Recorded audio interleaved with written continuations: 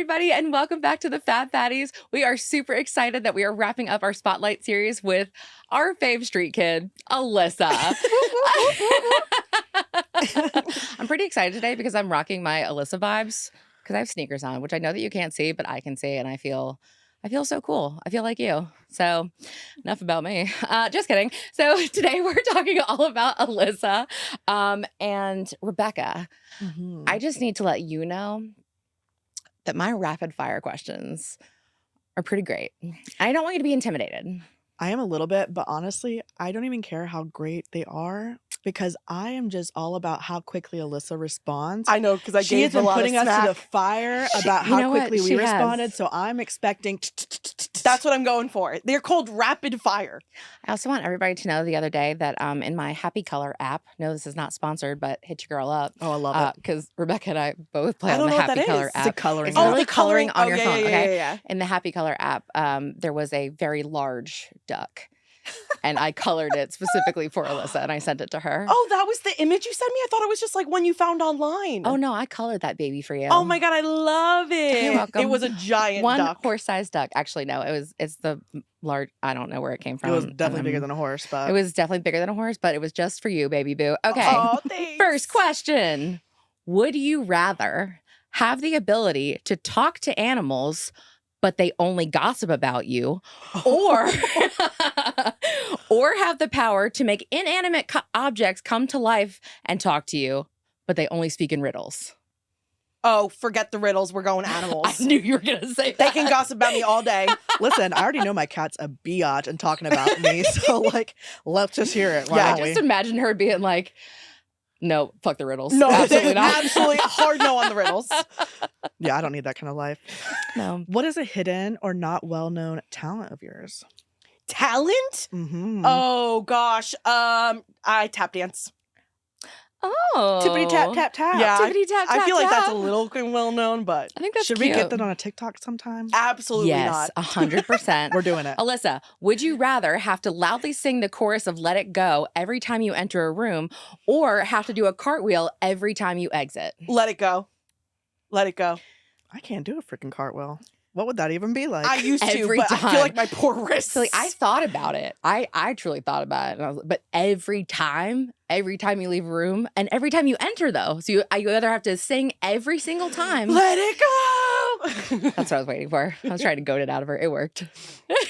What would be the title of your autobiography if it was written by Lucky? Oh, that's such a fun question. Lucky baby. I take it back. Lucky baby would be like, my mom's a mess, but she loves me. Bye, Lucky. By Lucky baby.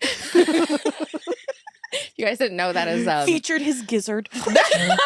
And a tippity tap tap. And his little tippy tap claws on the tippy tap floor.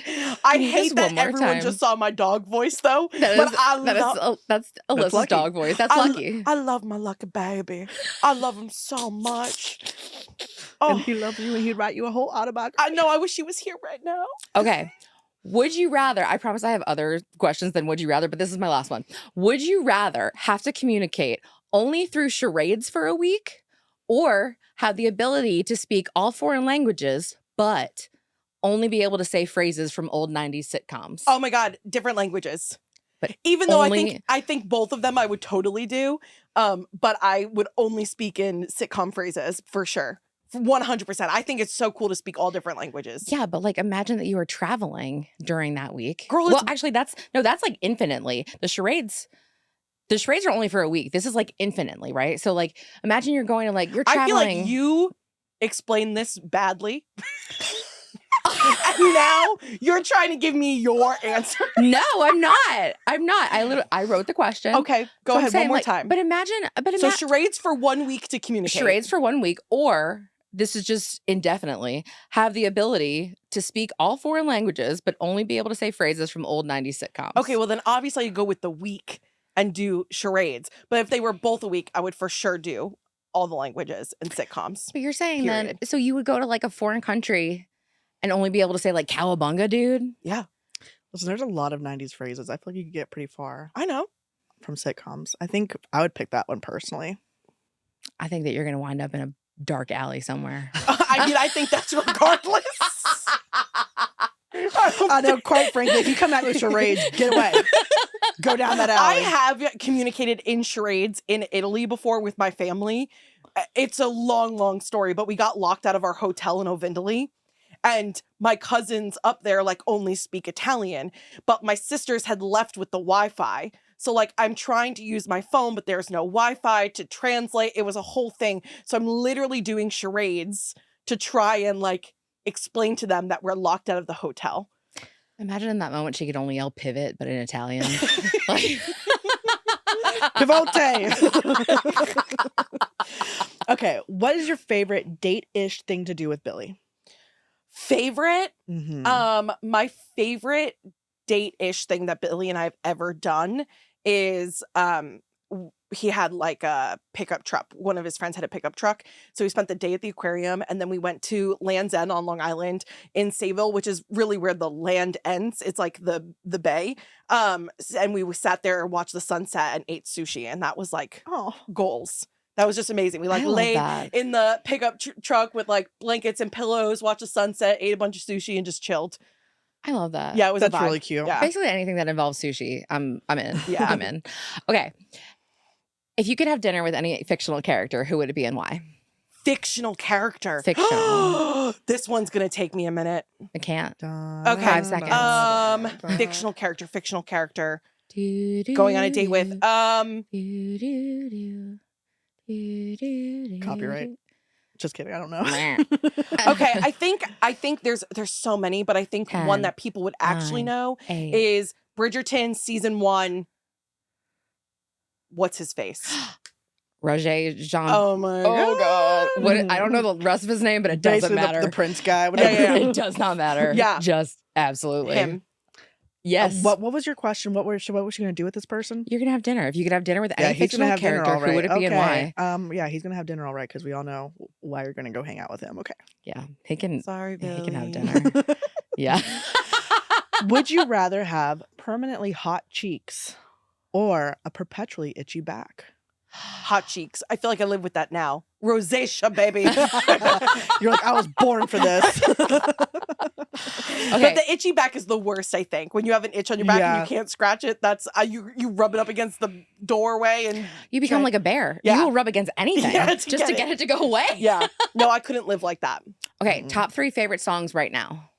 Right now. You know what? I'm not even gonna lie to you. I'm just gonna pull it out. Ya Ya, I know is one. Ya Ya from Beyonce's new album is a top favorite.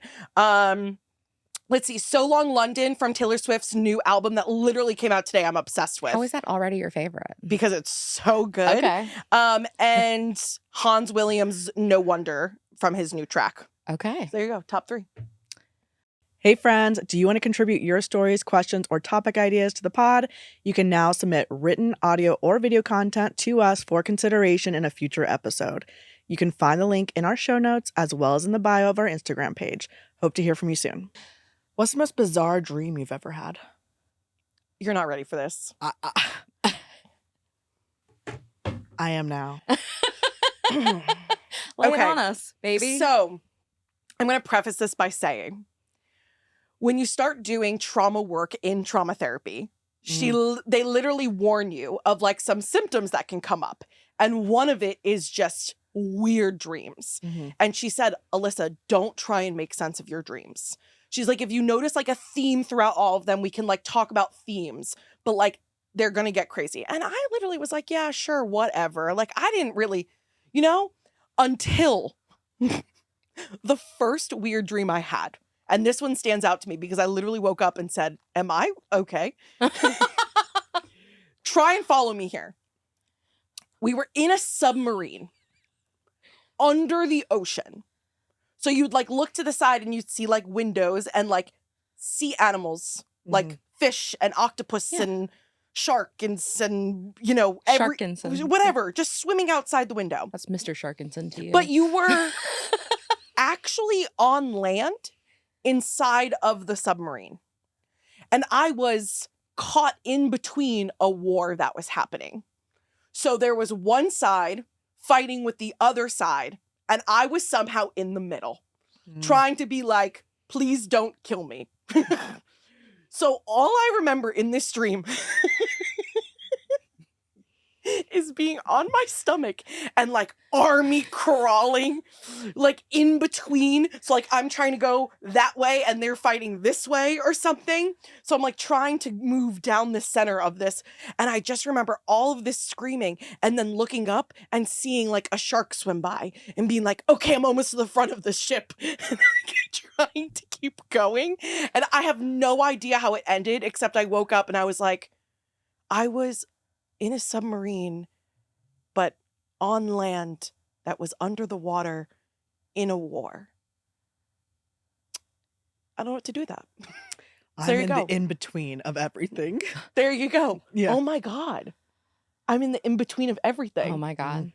I'm going to talk about that in this just therapy. became, we're intellectualizing the submarine dream. I figured it out. Figured out the theme. You're in between the land and the sea, the wars, and you're in just the upside down. You're in the in-between. Honestly, it felt a little upside down-ish, except it wasn't scary, except like, I thought I was going to die. Except for the sharks, yeah. Mr. Sharkinson. And what's really crazy, I think that makes that dream even weirder, is I woke up like physically fatigued. Yeah, like you had really been like I was like, oh man, I really was crawling. Yeah. I know. My dreams came after melatonin, so Same. Why is it that they're like, here, have these gummies, and they will lull you into a peaceful sleep. That was the first time And my you'll dreams sleep. had color. You will Your sleep, dreams had but color. they will Had color it'll that fuck time, you yeah. up. It'll fuck you up. Like you will go to sleep for sure, but when you wake up in the morning, you have changed. You're That's enough about me. Anyway, moving on. I feel like we've kind of moved into Have some you survived the deeper lightning questions. round? I mean, I did it faster than both y'all. You had a moment. We have the tapes, Alyssa. Okay.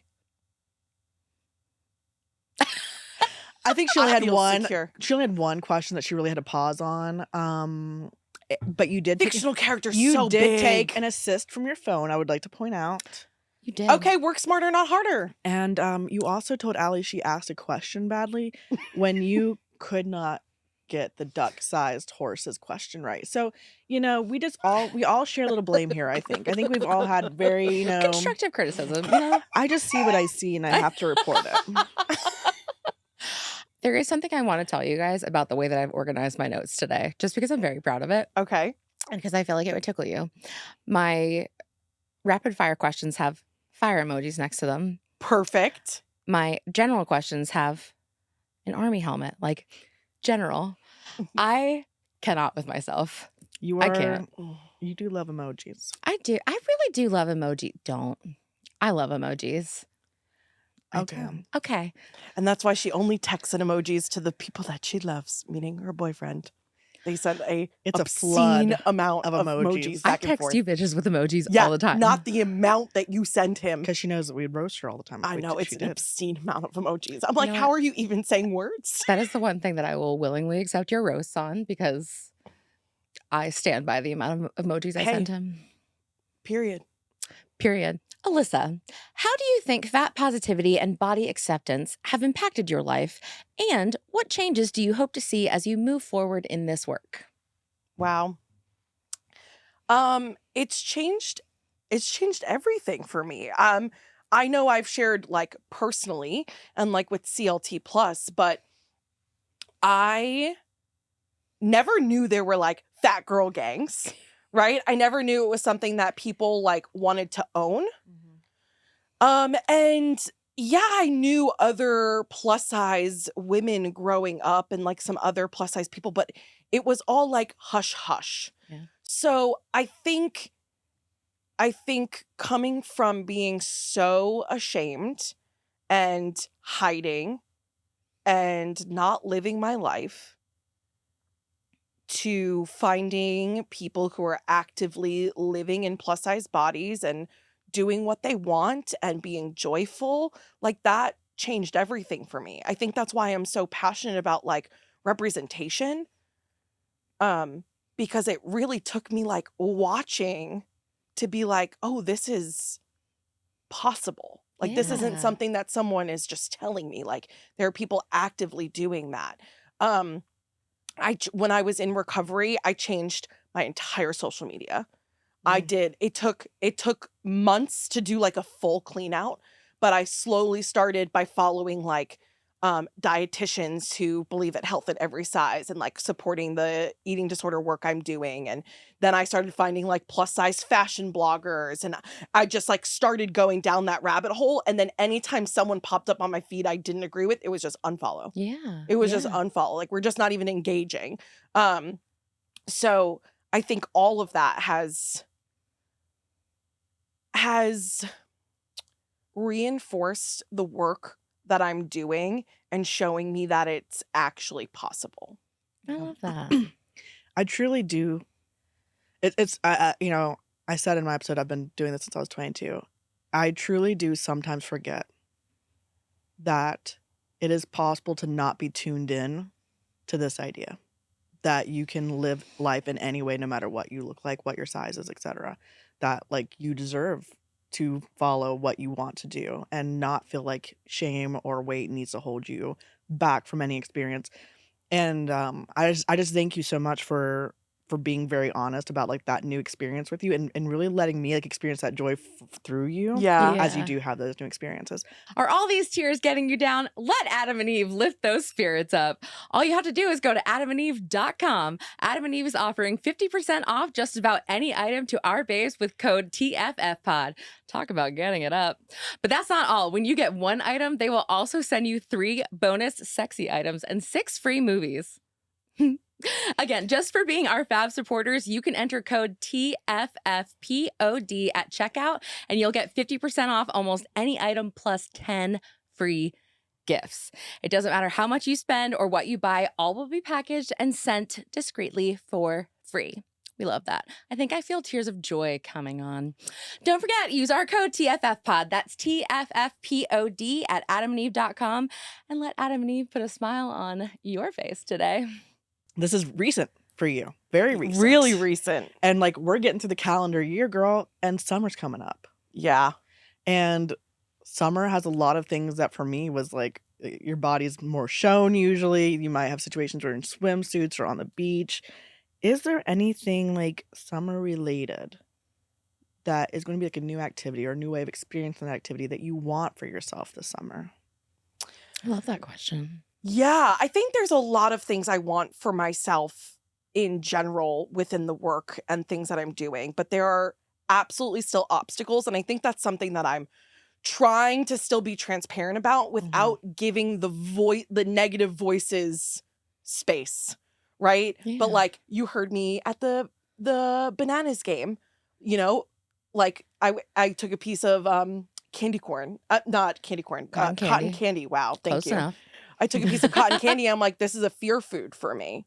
You know, I like literally cannot remember the last time I had cotton candy. Like I had to have been like in preschool. Yeah. Because I just remember it's like so much sugar and, you know, all of the negative things. Yeah. And like just being like anytime Billy would be like, oh, we can get at like the fair. And nope, like absolutely not. I'd go for something else instead. So, yeah, I think summer, I'm very uncomfortable in summer fashion, which is interesting because I'm not a dress person, but as it gets warmer, I tend to go for dresses more than I go for other options. I don't have a lot of summer clothing. I think I don't have a single pair of denim jeans, shorts. I mean, denim shorts.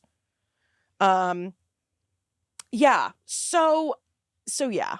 I just unpacked my summer clothes, so we're gonna have to have a little bit of trying on things. I'm literally now picturing like, okay, new vlog. We're doing a montage of playing dress up together, because I live in summer clothes.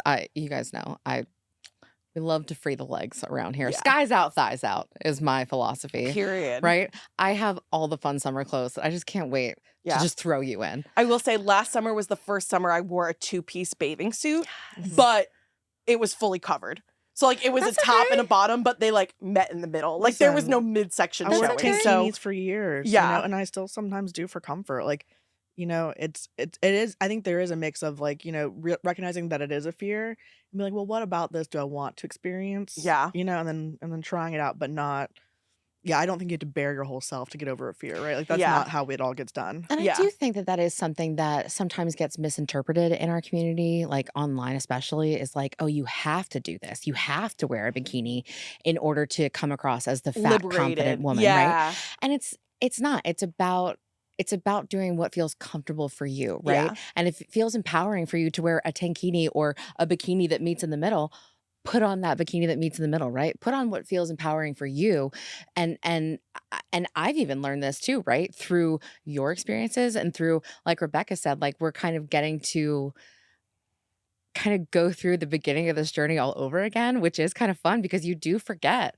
You do forget that, like, we also came from a place where this all felt so new to us and freeing and scary and all the same things, right? But like, I'm not afraid to have, much of my body out, right? But like that also for somebody is like, oh, I put on, you know, I wore a sleeveless top today, which is still a big thing for me, right? And I was gonna say you're more nervous about your arms, and I'm much more nervous about my legs, and yeah. so we both still have things. Yeah. You know? Yeah. And so understanding that it's about people's comfort levels and how, what makes them feel empowered and not necessarily like, oh, you have to put this on in order to perform the Mhm. confident fat woman, right? Yeah. So I think that's important. I like that you made that point. Okay. So I have two like really deeper questions. So I think what I want to ask next is we talked a little bit in Rebecca's episode about a wall. Yeah. About a wall. I would like to talk to you about your wall. And the conversations you have with your wall. And I know that we obviously laughed about it right now, and I'm during the episode, and I have a smirk on my face right now just because I am not great about controlling my laughter sometimes when I feel awkward because I don't know how to say it. But I would like to know a little bit more about what safety your wall brings to you, what purpose your wall serves, and what some of those conversations look like when you say that you talk to your wall. Yeah. Wow. What a great question, Allie. Thank you. Wow, this is really vulnerable. Mhm. I have barely shared this with Billy. I have talked about this in therapy, which is why I'm like feel like it's okay to talk about in this space. I'm not going to like cause myself any harm. So there are different parts of all of us. And something that I've really worked on in therapy is like getting to know my different parts. So there are 3 parts that I have had visuals, like I can actually like see them and converse with them for as long as I can remember. Like I feel like I remember my wall and mask like back to early elementary school. So my first line of defense is my mask, which is like just like what you think, right? Your face, Yeah. how you actually present moving forward. Mhm. The second part is my wall, which is my second line of defense. And I truly visualize a cinder block wall that is like deep and wide and strong. And then behind the wall, this is where it gets a little funny. I have a medieval village. I love that. So they're in like armor and they have like broadswords and there's like villagers and they live within the confines of the Mhm. wall. So those are my 3 main parts. They show up very differently, but my wall and my mask are most intertwined. The village only voices itself when the wall is getting hit. So I know, follow me here.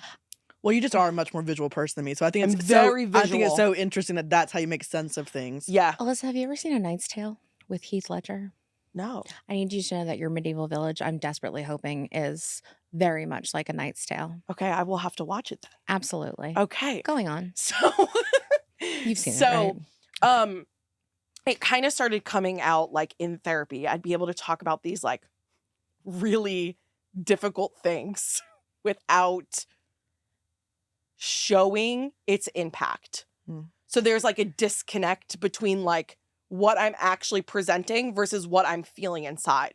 So I can feel the impact of those words, but I'm not sharing that. So this is why I'm so good at like sometimes like keeping a conversation going that's uncomfortable, because I'm like presenting very different than how I'm feeling internally. That's why I call myself a liar. You know, it's not necessarily intentional, right? It is a defense mechanism. It is something I've learned over the years. But I can be in really uncomfortable conversations and you won't know how I'm feeling. The wall, I truly feel as like a punch to the chest. Like I can feel the wall take a hit. And that is when recently it's when comments come up that really really go against my lived experience. You know, like it takes a hit when someone comments on one of our Instagram posts like, what do you mean you're honoring your hunger cues? Like, how do you think you got fat? And I'm like, okay, like that's not my lived experience. Mm-hmm. You know, people are like, you're just lazy. Like you need to have more willpower. I'm like, yeah, that's not my lived experience. Like those things take a hit. I think the more you deal with a certain type of hit, it doesn't hurt as much anymore. Desensitizes it. Yeah, a Yeah. little bit. You become a little like numb Yeah. to it. But my wall, I physically feel, is my barrier between things on the outside world and how they affect me internally. I think I just had like a light bulb moment. Yeah. And I don't think that this is going to like remove your wall altogether. And I think it's also because of what you told me or you shared with us about a particular therapy session at one point too, about, yes, you are very, very, very good at continuing hard conversations because you are very good at pointing out the facts. Mm-hmm. You're extremely good at pointing out the facts. But what I'm realizing is that with your mask and with this wall, what you're doing is these are the facts, but I'll never tell you how the facts make me feel. Yeah, that's no secret. And that's why I laugh so much. Like Haley and Rita will tell me all day that I've always been a sensitive girly. And I think I truly have with them. But in therapy, like I have sat through some sessions and just been like stone cold. What am I saying? I've been so stone cold Stone cold Steve Austin. We got there eventually. And just like dead in the face. Yeah. And have talked about some things and they're like, wow, like that's heavy. And I'm like, yeah, you know. And they're like, yeah. But like, how do you feel? I'm like, yeah, well, you know, this is the situation and they had intent and everything. And, you know, and they're like, right. And all of that can be true, but how do you feel? I do a really great job at avoiding that, which is why I'm at the point in my life where I cannot control my emotions. I'm a basket case all of the time. You could say something nice to me and I'll just start hysterically crying. But like, that's where you need to be. And that's. Well, no, it's funny because you're talking about your visualization. And I realize I do actually have a visualization. Yeah. I don't know that I've ever articulated it as my wall. But the difference is like you have these different parts of yourself. I see myself as very much a one thing. But when people say things that I don't want to take on to myself, I visualize them as bubbles. Okay. That I can just, you know, like. Yeah, they're just like gone. They don't have to touch me. I love that. They don't have to touch me. And it's definitely a defense. It's a decision. Like I'm making a decision of I'm not going to take that in. Yeah. I heard it. I don't like it. It hurts. But I refuse to take it in. I don't necessarily always sit down and be like, how did it feel? Because I know how it felt. It hurt. Yeah. And so I'm just like, but I reject it. So I'm very much like, I reject. I reject. But I do visualize it as a bubble coming at me. And popping. And, you know. I love that. I love it. So yeah, yours is just way more developed visualization and maybe different articulation of how it all works together for you. Yeah, the village comes into play when the wall is like almost like earthquake, like shaking. Yeah. And the village screams at me a lot. Like I mostly hear my village when I'm in a fight or flight response. Mm-hmm. So my village is like, run, or my village is like, don't move, or, you know. Yeah. And that kind of gets me That makes a lot of sense. freeze or whatever that Yeah, might be. Yeah, for sure. That makes Yeah. a lot Or of sense. fight. Think Yeah. like they, Yeah. they got their broadswords and they're ready to telling go. you whether they're like, do we write Yeah. it down or not? Yeah. Do we leave? But they're telling you they're moving you. Yeah, on, they on- totally Yeah. make the decision for me. Interesting. Yeah. Well, that So makes a lot of they sense. so it is interesting that those are not you, right? They're others, because there's like a sense of like you not being in control of whatever they're yelling at you to do. Yeah, for sure. Well, Interesting. because I they're your mean- triggers Yeah, I don't know if I would call or them your trigger responses. yeah, Yeah. they're like the part of me that is responding, To the trigger. or something, Yeah. I feel like sometimes it could just be anything. Sometimes I'm just like so emotionally exhausted. I'm just like, yeah, I'm good.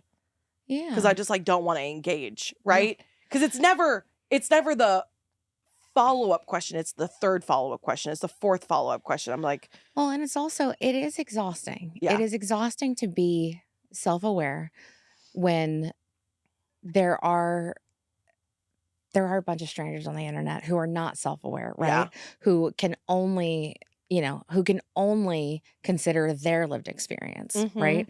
And not separate the two and not see like just because it was my lived experience doesn't mean that was Alyssa's lived experience, right? So it is hard. It's very hard when you're constantly aware that everybody has complicated feelings and then some asshole shows up and it's like, no, only my complicated feelings matter, right? So I get it. It's exhausting. Yeah. It's exhausting. So I can imagine the safety in, no, this is just what's happening. I don't have to feel it. But then it winds up yeah. taking you out. With everything I said, I did not talk about feelings in any of those parts. Yeah. Yeah. Yeah. Well, well.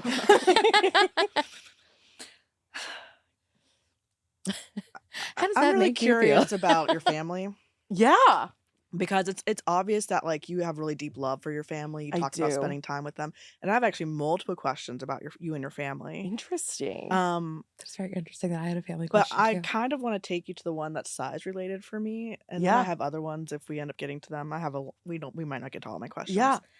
But one of the things I've thought about is like Allie and I come from families where our siblings were also larger sized. We were not, the only large sized sibling. Also, neither of us were the oldest sibling. And sibling dynamics do shape so much of who we are, right? Yeah. And so I'm really curious, like, what was your dynamic with your siblings in relation to your size? What was that like for you? And did it ever like affect your relationships with your siblings or parents Yeah. in that connection? Yeah, it 100% did. So Yeah. I'll start with I have a mom and a dad who are married. And then I have two younger sisters. We're all A's, Alyssa, and then Ashley, and then Allie. Ooh. I know Not we're like me. the Kardashians of A's. No, I'm kidding. So me and Ashley are about 3 years apart, and I think me and Allie are 6 years apart. So I think there's like 2.5-ish years between each one. Yeah. Yeah, it really affected. So I think when I answer this question, I want to be true to how it was growing up, and then also acknowledge that it is not the same now. Mm-hmm. So I was the art kid. My mom did a beautiful job when we were kids about putting us in everything. Mm-hmm. I mean, I did karate, I did basketball, I played soccer, I did cheerleading camps, like I was dancing, like I was in everything. And then as we got older, it very much was like, okay, what are we removing this year? Like, what are we moving towards? So I ended up being the dancer. I ended up with like dance and soccer, and then it was time to move away from soccer and fully commit to dance, and then theater came in as part of that. Mm-hmm. Ashley was a star soccer player, like so good. Ashley grew up with a lot of mental health challenges when she was younger. Mm-hmm. And then Allie is just a badass bitch who she was like the young one, didn't give If only we could all be born that way. No, she literally, my parents put my It's an Allie thing. my parents put my younger sister, I think, a little bit on a pedestal because, like, for fun when she was little, she would like read the dictionary and like write words out and pretend to be like playing teacher. She was so smart in school, and she was like part of the IT group, and then she was a cheerleader. Like, she was just living the life of the rich and famous. Like, she was like going to friends' vacation houses and like riding around on jet skis and traveling the country. And we're like, okay, like, you're in high school, like, relax, you know? And Allie still very much is that way, like, girl boss. She's the personality hire, but she's got the brains to back it up. Like, I can't say I brag about my sisters, but growing up, there was a lot of focus with Ashley on her mental health and supporting her. And I very much was like the kid who was okay. So I loved that role. Like, I leaned into that. I loved that my parents didn't worry about me. I was proud of that. I like wore that as like a badge of honor. But yeah, I was the fattest. I was definitely going to Weight Watchers with mom, where mom was cooking me, you know, different meals and taking me to dietitians or nutritionists. I really don't remember. And, you know, measuring how much turkey was on my sandwiches and like really trying to do her part. And I think it became really clear to me that that was for me, and those rules didn't apply necessarily to my sisters. However, there were always food comments. My sisters have shared with me now, being like, yeah, like I would get ice cream from the fridge and mom would be like, or dad would be like, you don't need that. Or like, why are you having that? You worked out today. Like, have something different.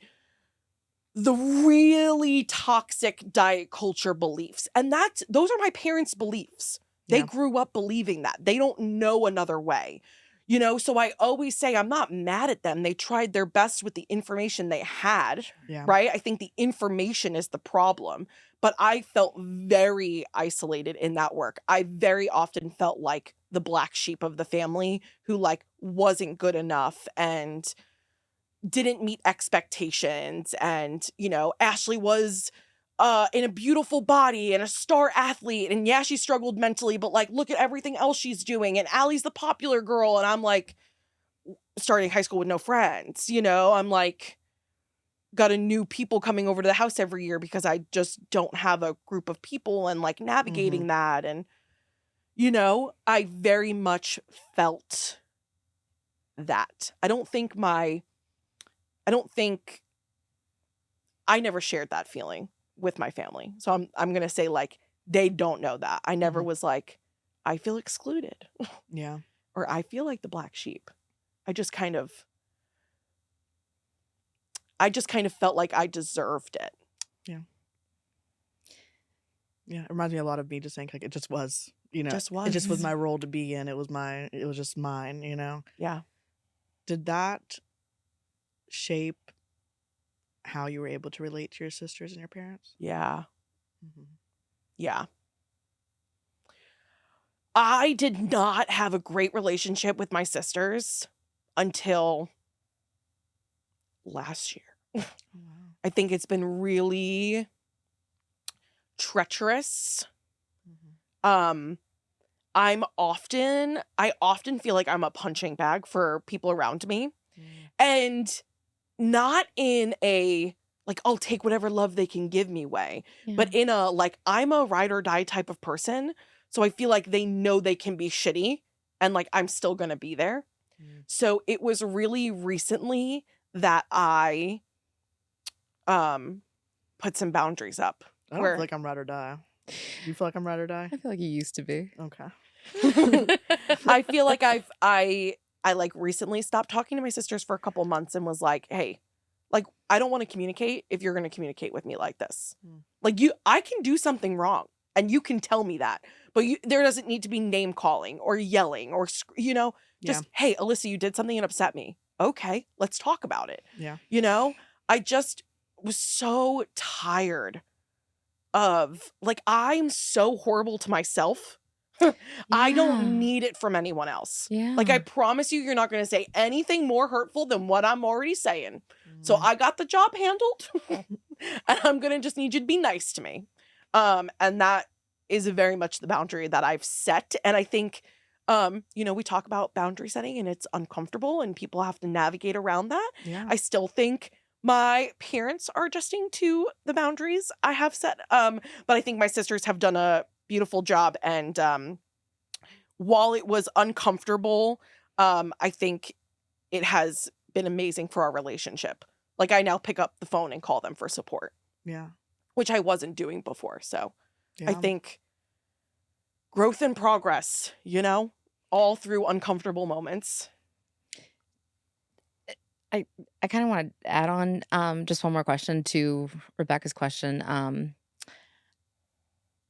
Are any of your family members, or as a whole, is your family, supportive of the work that you're doing now, as it pertains to being in direct opposition of what you grew up with, right? The mindset around diet culture. Yeah.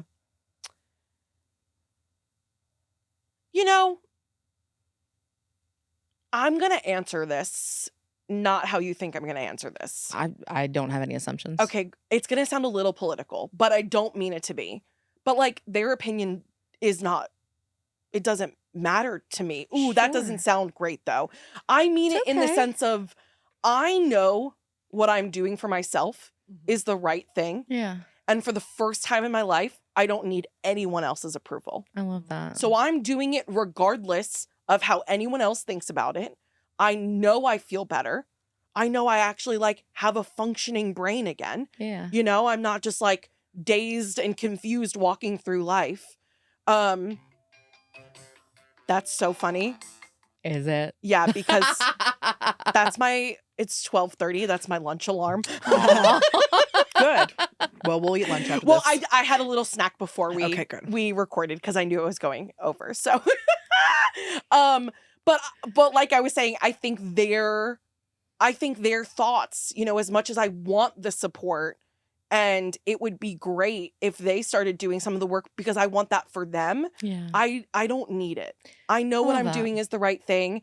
I know my mom and sisters are a little bit more on board than my dad has been, and I think it will just take time. And frankly, I think that's their work. I don't think that's mine. Yeah. And I don't need to own that. Yeah, I think it's a love healthy that. mindset for you to have because, yeah, like I've been in this for 12 years and not a single one of my family members is in the same place I am. Yeah. And that's Yeah. just they're going to be the reality of it, and that's because they're allowed to have their own views, right? Like Yeah. people have their own views. Oh my gosh, can we believe it? And I think really the healthiest thing is to say you can have your own views, but Yeah. it can only impact me in this, certain ways, or I'm Correct. not willing to talk about X, Y, Z. Yeah. You know? Exactly. Yeah. Or not willing to engage with that. Yeah. Yeah. Yeah. And so I really am impressed. Like it's shocking to me to hear that you and your sisters only in the last year have gotten to this place. And I do think just having only known you for as long as I have, you came with such good communication that I just assumed that was a long history for you. And what I'm realizing as we continue to talk and share our experiences that it's really something that you've been working on, but probably in the last year have improved the most on. Yeah. And through probably finding your team that you talk about who is really helpful to you, right? And Mhm. really enables you, empowers you to make these changes. Because one of the things I keep telling you I'm impressed by is how you navigate your relationships. I think that is something. This is probably where you're like you're a little too ride or die. I don't know that I'm ride or die. I think I'm just used to being ridden. Like I think I'm used to not expecting much from people. Yes. And so when they give me the little bits they give me, I'm okay living with that because I just expect so little, I right? know Yeah. I name dropped them, but Haley and Rita have been my longest friendships. We've been friends for over a decade. Mhm. And they were the people who came into my life who were like, no, they're not nice to you. Yeah. Like, what are you doing? Like, Yeah. why are you doing this for them? They're not nice to you. Yeah. Even my sisters, they were very spoken, being like, no, your sisters are not being nice to you right now. And you are going out of your way for them. Like, why are you doing that?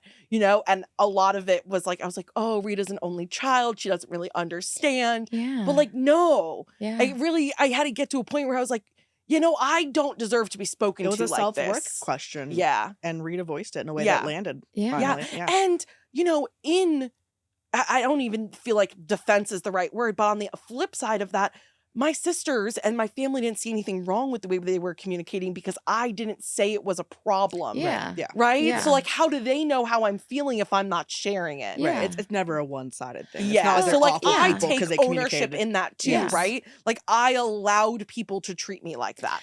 And it is tough, right? When you go through life being used to being the punching bag, right? Or being used to being ridden, right? Like it is tough when you start setting boundaries, right? I didn't have a great experience of setting boundaries for myself when it came to my sisters, right? But I had to, you know, and this is where I feel like I still like I feel like I learn from you on a daily basis, even listening to you here. Like, you know, I feel like there's things that I could try now, just in listening to you. But like, you know, I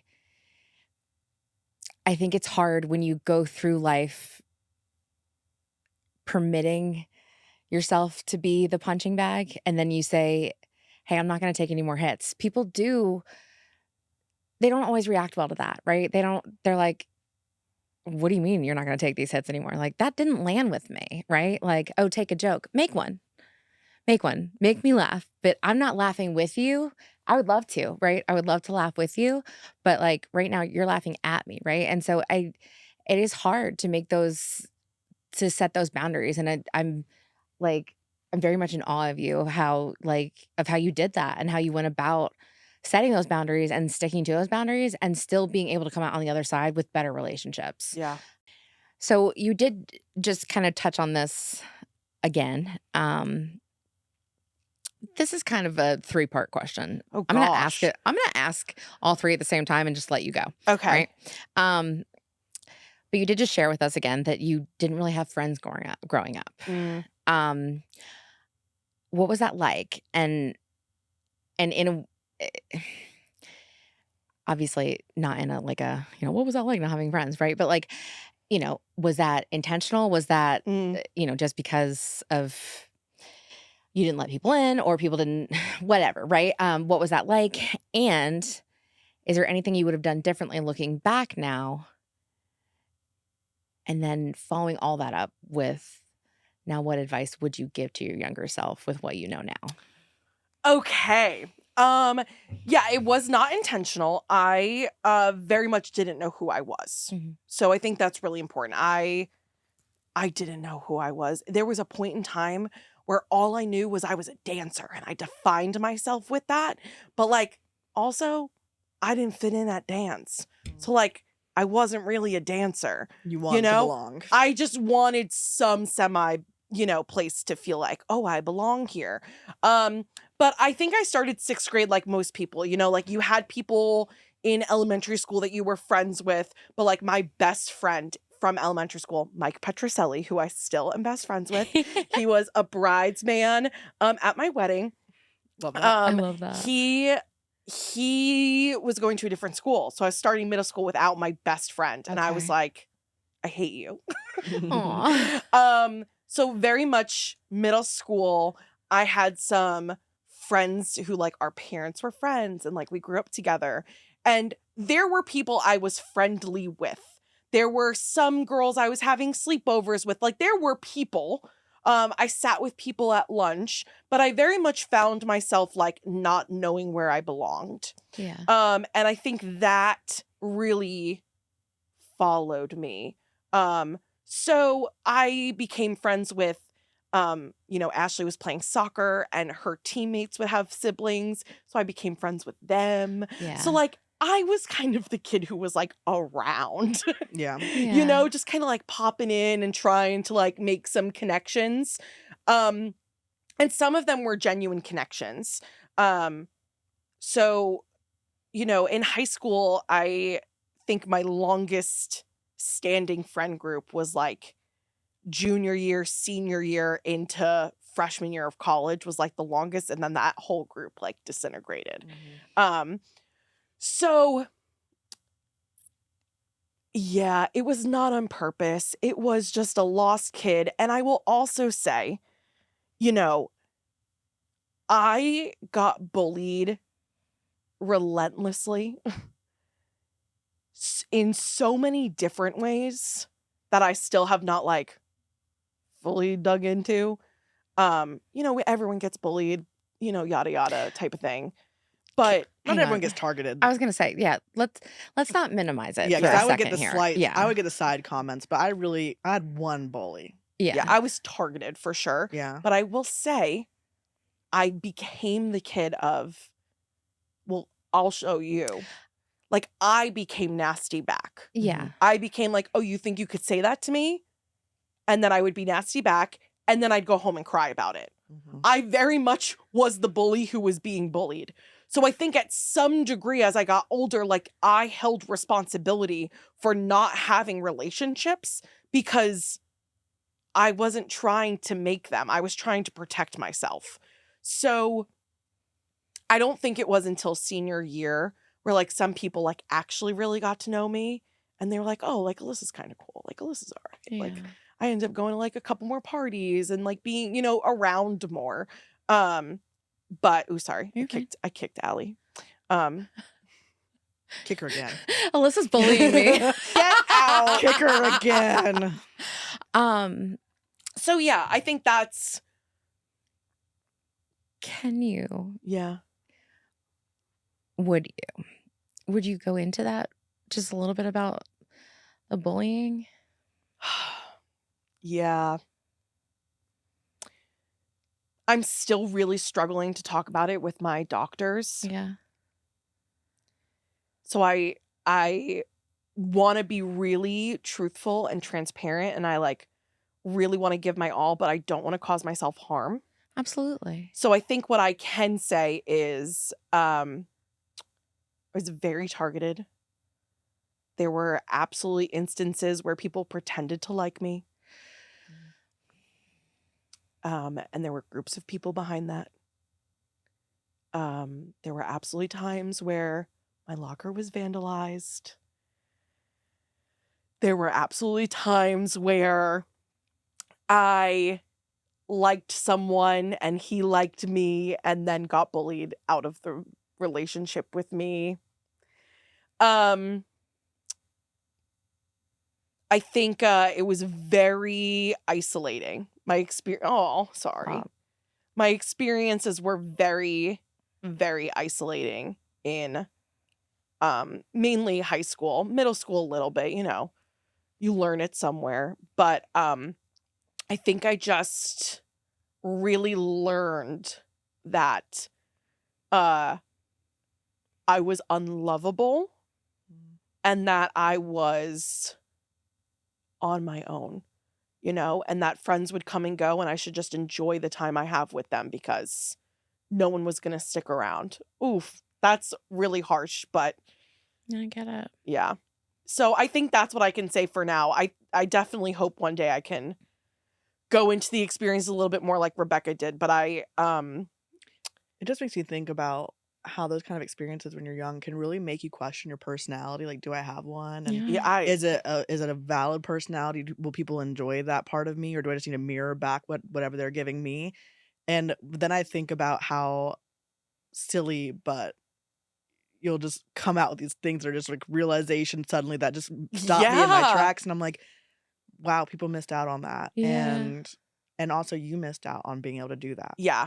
Yeah. I definitely missed out on a lot of experiences when I was younger because I held myself back. Mhm. So I definitely feel that, and I think I'm finally. It was literally just a year or two ago where I was like sitting in PHP, at Renfrew being like, I don't even know who I am. Yeah. Yeah. Like, you're stripping away everything I thought I knew about myself, and I don't even know who I am. Yeah. So I definitely think there's an aspect of that still left where sometimes I'm like, I don't know. I'm just here. I'm trying to figure out who I am. I'm trying to figure out who I am without all of the noise. Yeah. Yeah. I think one thing I really own is this might get me. I own a lot of other people's thoughts and feelings about myself, Yeah. and I speak so horribly to myself, Yeah. and I truly believe it. So now I'm just trying to like unlearn all of these thoughts and feelings that I have gathered through the years, to be like, no, I'm not that, I'm not a waste of space. Um I'm not stupid. I'm not annoying, just like trying to be like, okay, like I'm here and we're going to try. So, um yeah, I still feel like I don't know who I am sometimes, and I'm just trying to figure it out. That's one of the things that I was really grateful that um I felt like I kind of learned in therapy, but also kind of self-realized as well. And I do feel like could be so changing for you. Because I know that we've talked about how sometimes you have a hard time looking at the steps and you just see the mountain Yeah. and you're like, I don't know how to get over that hill. Yeah. And it's like just those, you got to start with the steps, right? You got to take one step. And I struggle with it too. I struggle with it. I do think it's very much a mental health thing. It's very much like there's an ADHD thing in there too, right? But one thing that really helped me was actually visualizing, and this might help you too, visualizing that it's going to be so much easier to take that first step when you literally put down the weight of what you're carrying from other people, Yeah. right? All these beliefs that you believe about yourself that you didn't teach yourself. Somebody else taught you and you're Mhm. still carrying it, Yeah. right? You're worthless. You're bad at this. You're a bad I'm probably projecting this now, but like, you're a bad kid, you're a bad sister, you're a bad friend, you're a bad this, you're a bad that, right? Like all these things that you believe about yourself and that you tell yourself. Did you teach yourself that or did somebody else make you believe that about yourself? And can you just put that in a metaphorical suitcase and put it the fuck down? Yeah. I think that's the part now is I know it wasn't my voice, but I Yeah. have made it my voice. Yeah. Right? It's been so long I've told myself these things, and I own it. I own, like, I tell myself my best isn't good enough, like I'm not good enough. Like the internal dialogue is loud. I would love to like go back, like literally sit with you and like go back. Like, okay, where's the first time you remembered Yeah. that you weren't good enough? Ooh. Right? Yeah. And then literally be like, okay, what if that person had not said that to you that day? Yeah. Right? Like, that's gone. This didn't even come up, but like even an aspect of feeling so isolated in school, like I also was in resource room. Yeah. Like I had an IEP, Yeah. So you physically were isolated. Yeah, no, so Yeah. I was lucky enough. I was so worried about performing well. Like I was the kid who I struggled with ADHD, but like I was performatory. Yeah. Because I was like, I will not get in trouble with the teacher. Yeah. So I was lucky enough to like have my own schedule and then go into resource room for one period to get additional support. But yeah, that feels isolating too. I had my dyslexia is really tough when I'm super anxious and nervous. So like test taking was almost impossible. Yeah. So I would go to a separate room and they would read my test to me and I'd get extra time and all of the things. So I think it was also like the physical act of like going out of the room knowing Yeah. I needed additional support. Yeah. I think that affected me more when I was younger, like elementary school, middle school. But like high school, I was like, I need extra help, but I'm still getting good grades. Like, what's Yeah. it to you? Yeah. I just hope you'll continue finding yourself in spaces where you get to have the freedom to discover Yeah. who you are and what you're capable of Yeah. without it feeling like you're doing it solely to meet someone else's expectations. But what do you want to do and make of the space, and you have those ideas and those wants, and you should have the freedom and space to do it, Yeah. and really be empowered to pursue it Yeah. on your own time, in your own ways, with support, and I hope this podcast becomes that place for you. It has Yeah. definitely started to feel like that place, I talk about like I feel really overwhelmed right now. There's so much going on. You know, I'm still recovering. I still work 40 hours a week and we're doing this podcast thing. Like individually I can handle them all, but like all together I'm like, "Oh my God." Yeah. But I feel like a sense of purpose. Yeah. So, And you bring so much. Yeah. So thank you. we probably do need to wrap it up. Last time we wrapped it up with kind of some things that we walked away understanding about each other. And what we hope the listeners take from the episode. We do also want to hear from the people closest to Alyssa, and that is going to be Haley and Rita. So they sent us in a little video clip, and here's what they had to say. The biggest thing I think people should know about Alyssa is that she's extremely sensitive and highly emotional. She denies this because she doesn't like the way it sounds. She thinks that it's inherently a negative thing. She's wrong. Alyssa is sensitive in a you hurt my feelings and I'm devastated kind of way, but also in a I love you so much and I don't know what I'd do without you way. She's sensitive in a I always believe the best in people kind of way, but also in a I can't believe I read that person so wrong kind of way. She's sensitive in an I think she's mad at me kind of way, but also in a she's having a hard time and needs some space kind of way. Alyssa loves hard and feels deep. Is it sometimes too much? For sure. Will she occasionally just look at you and burst into tears? Absolutely. But you will never feel unsupported or unloved if Alyssa is in your corner. There are 3 things to know about Alyssa. 1, she is fiercely and sometimes blindly loyal. 2, she is a sensitive girly. 3, she is the life of the party. Alyssa loves hard, and when you are one of her people, she can really let love and loyalty get in the way of her own well-being. And that leaves her open to being vulnerable and to getting hurt, which moves into number 2. Alyssa is sensitive. Alyssa cries, and I mean this in the best way possible without going into too much detail. Crying is Alyssa's love language, and she has the biggest heart. Crying is support and concern and confusion and love. And finally, number 3, Alyssa is the life of the party. Where she is where the fun is.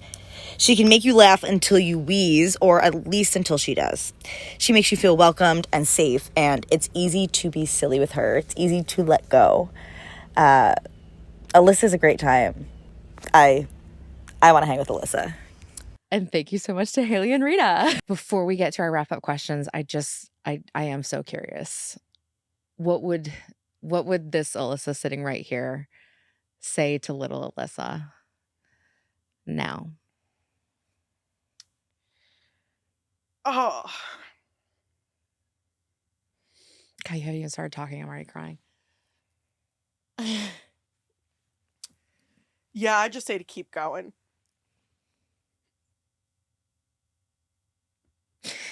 Yeah.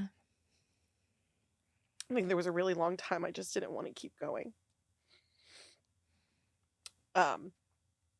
So just got to keep going. Because I wouldn't change my lived experiences, you know. Yeah. I feel like there's a sense of purpose right now of like why I experienced everything, and it made me who I am today. And as much as I don't wish some of these experiences on like my worst enemy, there is a sense of purpose. So I think I would just say to keep going. I love that. I think the thing that I probably walk away most surprised by is hearing how hard you are on yourself. And I think the reason it's surprising is because when you talk about others, you're not hard on them. Yeah. You have a lot of grace. Yeah. You try to understand why everyone's doing it. You don't take it personally if they're behaving in some kind of way. You might not accept it, but you also don't say it's my fault they're behaving this way, you know? And so it is hard to hear that you haven't been able to provide that for yourself, you know? Gosh, And my therapist will tell you the same thing. And like, shout out to Taryn, my dietitian, because she'll like often I'll be like, yeah, everyone deserves to eat food. And she's like, great. Now say you deserve to eat Yeah. food. And I'm like, everyone deserves to eat food. Like, I remember you saying I that to us one time. You couldn't say I. really struggle to put in I statements. Like, I Mhm. believe everyone deserves grace. I believe everyone deserves compassion and empathy. Yeah. But saying you deserve it from yourself is a hard one to get to. And I think the other thing is, like, I'm excited for you because you are what seems to be in it, and not just because of the podcast. It's you've been in this motion probably since your recovery, or going into treatment. Is you are turning into a new direction. Yeah. And you are allowing yourself different ideas, different possibilities for your life, different spaces for yourself, different people in. And I'm excited for you because I do think you are getting so much from it, but also maybe for the first time finding a place where you do belong. Yeah. Yeah. And you absolutely belong here with us. I do feel that. Yeah. I do feel a sense of belonging. I also feel that at my home. Like, I'm starting to feel those safe spaces, Good. you know? You deserve it. Yeah. Yeah. I think I'm really trying to learn how to make those spaces for other people. I think that's why I've done the work I've done so far. Yeah. I make safe spaces for the kids to come Yes. and just show up as they are. Because Yes. that is so important. Mm-hmm. Everything that Rebecca said. And I think it was eye-opening for me, because I feel like, you and I are the criers, right? And I would have said that, you can feel all the things, but it was very eye-opening to me to see that yes, you're very good at communicating, but you don't let yourself feel all that often. And I'm excited for you to give yourself more permission to feel. And I know it doesn't feel good. I know. But because, yes, we can let things roll off of us all day long, but it's also okay to say, yeah, I'm not going to let that hurt me, but I can say that's hurtful. Yeah. Right. And I think letting yourself walk in those two spaces together, I think you're starting to do that. And that's where you're creating these safe spaces for yourself. And I do want you to acknowledge that, this wasn't you infiltrated our space. Like, you made this a space, like it's something because of all three of us. And you are absolutely invaluable to us. And I just that was really kind. Thanks. Now I can't look at you. But yeah, Rebecca already said it perfectly, so I have nothing to say. But Yeah, no, quite frankly, I just want to end it with to know Alyssa is to love Alyssa. So Yeah. get to know her. Yeah. Okay. I That was great. just want people to know that I have no idea what I'm doing. I'm making it up as I go. I'm trying to live a fulfilled and happy life and make people feel loved and fulfilled around me. Mm-hmm. But I still don't know who I am. I'm still struggling to eat 3 meals a day. I'm still going to a lot of therapy. And it's going to take me a long time in order to turn it all around. So, But you're doing that. Oh, we think you're doing amazing, sweetie. Thanks, guys. Now let's go have lunch. Yeah. It's time. It's lunchtime for It sure. is time. All right. Well, we're fat. We're fab. And we are friends. And we'll see you next time. Bye. Bye, guys.